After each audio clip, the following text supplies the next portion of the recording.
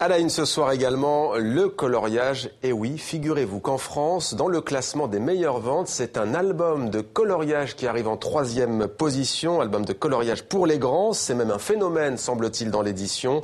Le coloriage, il paraît même que c'est bon contre le stress. Bonsoir Stéphane Chabonnat. Bonsoir. Bienvenue à vous, vous êtes le directeur des éditions de L'Opportun et vous faites paraître un ouvrage essentiel, caustique et peut-être un peu polémique. On va voir pourquoi. Ça s'appelle « Mon cahier de coloriage, Nicolas Sarkozy », 48 pages anti-stress ou presque donc. Comment vous est venue l'idée d'un tel ouvrage ? Vous venez d'en parler, les cahiers de coloriage pour adultes sont une vraie tendance depuis plusieurs mois en librairie. Il y a non seulement énormément de parutions, dès qu'il y a une exposition, je prends l'exemple de Kouzaï récemment, il y a 20-30 cahiers de coloriage sous toutes les formes qui fleurissent. Et donc on voulait à la fois détourner le principe du cahier de coloriage pour adultes, s'en moquer également, puisqu'en fait, dans le cahier de coloriage, il y a deux choses intéressantes. Il y a le côté régressif, et puis il y a le côté que les éditeurs, nos confrères éditeurs veulent vendre comme une thérapie zen de déstress, d'où le sous-titre sur le cahier de Nicolas Sarkozy, 48 pages anti-stress. Alors, au crayon, Herlé, scénariste et dessinateur de bande dessinée, mais pourquoi donc ce numéro, si l'on peut dire, sur Nicolas Sarkozy ? Mais c'est un bon personnage pour des dessinateurs de BD. Nous avions déjà réalisé il y a quelques années une BD qui s'appelait Où est Sarko ? Voilà, et qui avait très bien marché, dessiné par Herlé.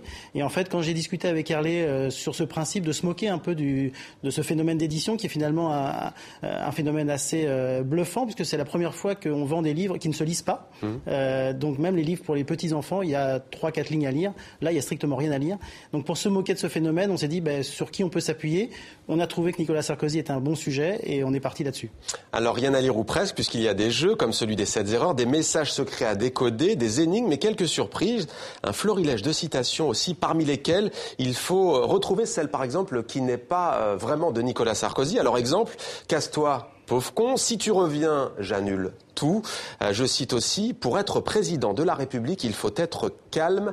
À qui s'adresse ce livre, au fond ? Je ne sais pas, à tout le monde, à Nicolas Sarkozy en premier lieu, à ceux qui l'aiment, à ceux qui l'aiment moins. Encore une fois, l'idée c'est de sourire, et de sourire avec un personnage public qui peut prêter le flanc à la critique, qui peut prêter le flanc à l'adoration.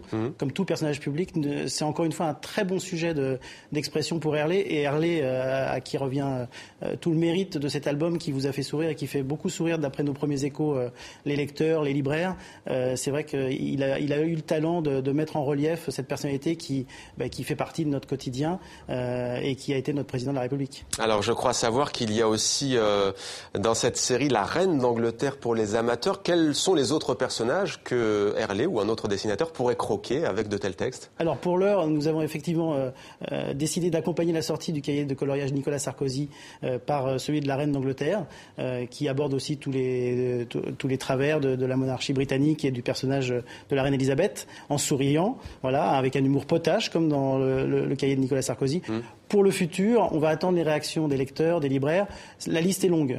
On peut vraiment faire beaucoup de choses, que ce soit avec des hommes politiques, avec des personnalités du monde des spectacles, voilà, des acteurs, des chanteurs, des sportifs. Herlé aura de quoi faire si la collection, ce qu'on souhaite, continue. Alors vous avez fait le choix de prendre cette tendance du coloriage pour adultes avec dérision, hein, on comprend pourquoi. Selon vous, le succès de tels ouvrages nous révèle-t-il des choses sur la société ?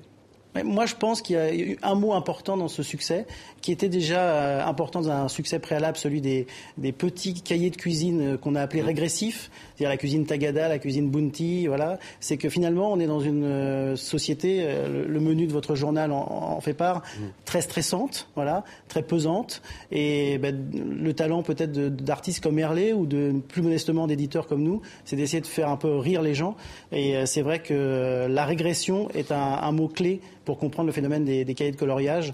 Et je pense que c'est au-delà de la thérapie, qui est à mon avis plutôt un argument marketing qui me gêne un peu plus, c'est vrai que ça se fait plaisir. Il y a quelques années, il y a eu aussi les cahiers de gribouillage. Là, on est passé à un stade supérieur, ce que les Anglais appelaient les doodle books, qui ont très bien marché. Donc je pense que la régression est le mot-clé pour comprendre ce phénomène, qui n'est pas un phénomène de quelques semaines, encore une fois, vous l'avez signalé, qui est un phénomène qui dure depuis de longs mois et qui n'est pas en train de disparaître. De s'estomper, ça permet peut-être aussi de lâcher quelque peu les téléphones portables et autres tablettes parfois envahissantes. Je rappelle que vous êtes directeur, Stéphane Chabonnat, des éditions de L'Opportun, qui, on le rappelle, édite aussi des livres très très sérieux par ailleurs. Merci à vous d'être venu sur le plateau de crayons, alors. 64 minutes à nos crayons. Je dessine pas très bien, mais je vais m'y mettre, j'écrirai les textes. Merci à vous.